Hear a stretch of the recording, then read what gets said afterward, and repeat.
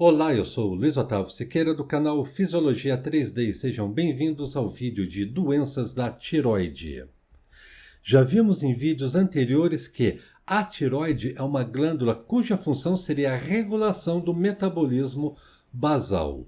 Isso ocorre pois o TSH, o hormônio estimulador da tireoide, estimula a secreção dos hormônios tiroidianos, que são o T4 e também o T3. Além disso, o TSH exerce um efeito trófico sobre a glândula tireoide. Esse efeito trófico quer dizer que o TSH estimula o crescimento da glândula tireoide. Vamos ver como que este efeito trófico do TSH sob a glândula tireoide altera o tamanho dessa glândula e vamos também ver as principais doenças da tireoide. Comecemos a falar a respeito do hipotireoidismo. O hipotireoidismo é qualquer distúrbio caracterizado por níveis plasmáticos de T3 e também de T4 cronicamente abaixo do normal. Quando o exame sanguíneo, então, indica níveis muito baixos do T3 e do T4, ou seja, dos hormônios secretados pela glândula tireoide, isso é um quadro de hipotireoidismo. E perceba que em quadros graves pode ocorrer o aumento do tamanho da glândula tireoide. Isso recebe o nome de bócio endêmico. E este bócio ocorre devido à deficiência do iodo. Atualmente, essa condição é relativamente rara no Brasil, uma vez que o sal de cozinha é iodado. Por lei, todo sal precisa conter uma quantidade de iodo. Este iodo serve para prevenir o aparecimento do hipotireoidismo.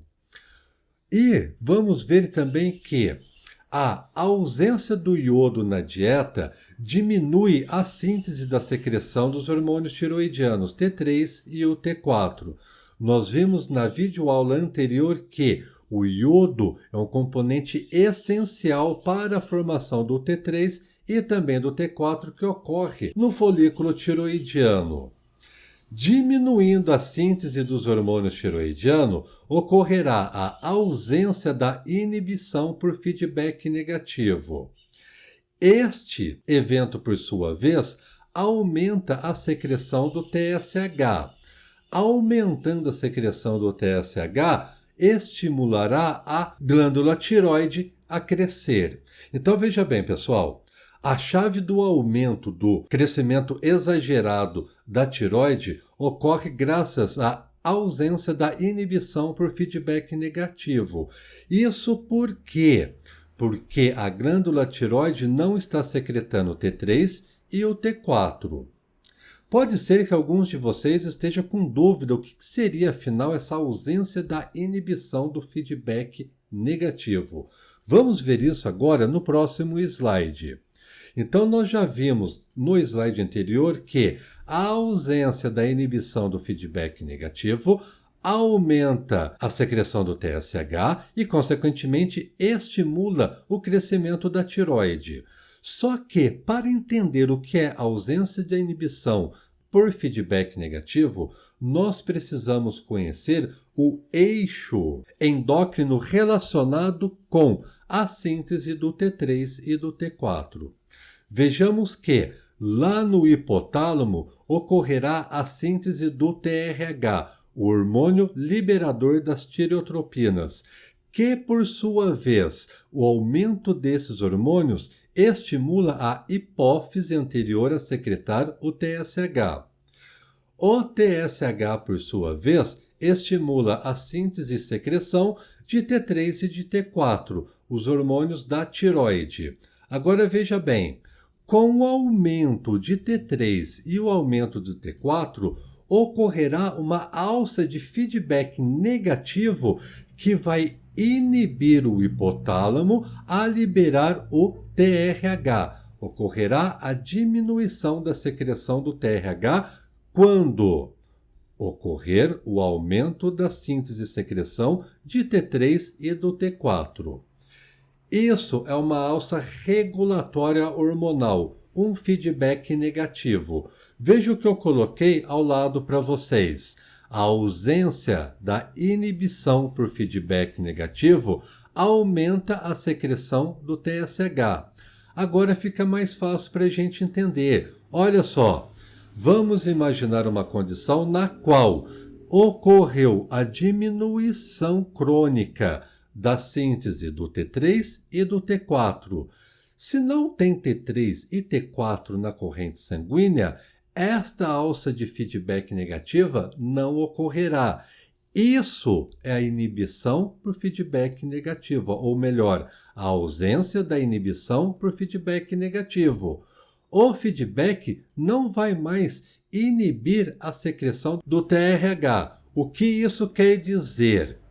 Quer dizer que vamos continuar secretando TRH, isso vai estimular a hipófise a secretar continuamente TSH, e esse TSH, olha só, o aumento da secreção do TSH estimula o crescimento da glândula tiroide. Vamos ver os principais sintomas do hipotiroidismo.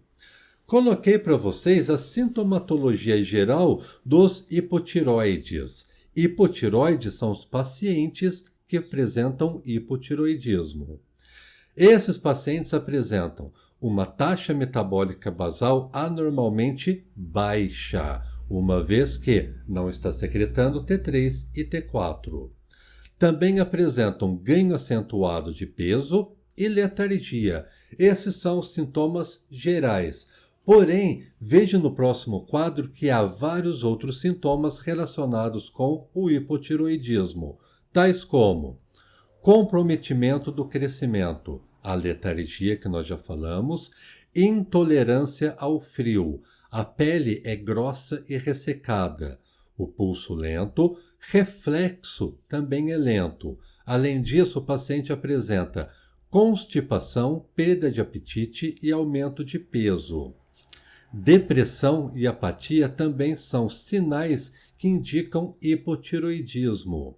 E o mixedema, ou seja, o acúmulo de mucoproteínas nos líquidos conjuntivos subcutâneos. E, consequentemente, a concentração plasmática de T4 está reduzida uma vez que a glândula tiroide não está secretando o T4. Vejamos agora, por outro lado, o que acontece no hipertiroidismo. Se o hipo é a secreção anormalmente baixa de T3 e de T4, o hipertiroidismo é o contrário, é o aumento da secreção do T3 e do T4. Vejamos que o desenvolvimento do hipertiroidismo ou também da tireotoxicidade pode ocorrer por causa de tumores que secretam o hormônio da tiroide. Mas veja que essa condição de crescimento tumoral é extremamente rara. A condição mais comum seria o desenvolvimento da doença de Graves. Esta é uma doença autoimune que se caracteriza pela estimulação excessiva do crescimento e da atividade da glândula tiroide. Veja bem, se é uma doença do tipo autoimune, isso indica para a gente que o próprio sistema imunológico está secretando anticorpos, que esses anticorpos, por sua vez, tendem a imitar, a mimetizar a ação do TSH, do hormônio estimulador da tiroide. Nós já temos uma playlist completa de imunologia aqui no canal. Caso você queira mais informações a respeito de doenças autoimunes e também de anticorpos, basta que você clique no link acima e veja esta playlist. Temos várias aulas muito interessantes lá. Os principais sintomas relacionados com o hipertiroidismo são o crescimento acelerado, o aumento da atividade, a redução do sono, a pele no paciente não sofre qualquer alteração, este paciente é intolerante ao calor, o pulso é rápido, evacuação constante, perda de peso e redução do apetite. Os reflexos são extremamente rápidos, a pessoa também desenvolve grande nervosismo e exoftalmia. Exoftalmia são quando os olhos ficam assim arregalados, a pessoa fala que o olho está esbugalhado para fora, numa função, numa fala mais popular, obviamente. Esses olhos mais pronunciados para fora da órbita ocular é um quadro de exoftalmia. E, consequentemente, a concentração de T4 está aumentada nesses pacientes. Então, veja, turma, obviamente, os sintomas do hipotireoidismo é o oposto do hipertireoidismo. E eu gostaria de falar para vocês também a respeito do cretinismo. Essa é uma doença extremamente grave quando não cuidada. O cretinismo nada mais é do que o hipotireoidismo fetal ou o hipotireoidismo que é desenvolvido durante a primeira infância. Este é o cretinismo. Nesse quadro, o que vai acontecer? A falta da síntese proteica, por causa da desregulação dos hormônios tiroidianos, vai levar a um quadro muito grave, que seria uma má formação encefálica. Isso vai culminar numa perda da capacidade cognitiva e, consequentemente, um retardo mental. Então, veja bem, pessoal. Perceba que o cretinismo é o hipotireoidismo que ocorre durante o desenvolvimento fetal ou na primeira infância. Quando ocorre na primeira infância, é mais fácil o tratamento caso seja diagnosticado precocemente. Basta a suplementação com iodo, que os níveis de T3 e de T4 serão normalizados. Já quando ocorre o hipotireoidismo durante o desenvolvimento fetal, pode ser um pouco mais difícil o diagnóstico, mas o que é importante saber dessa doença é que, se este cretinismo não for cuidado, veja a consequência.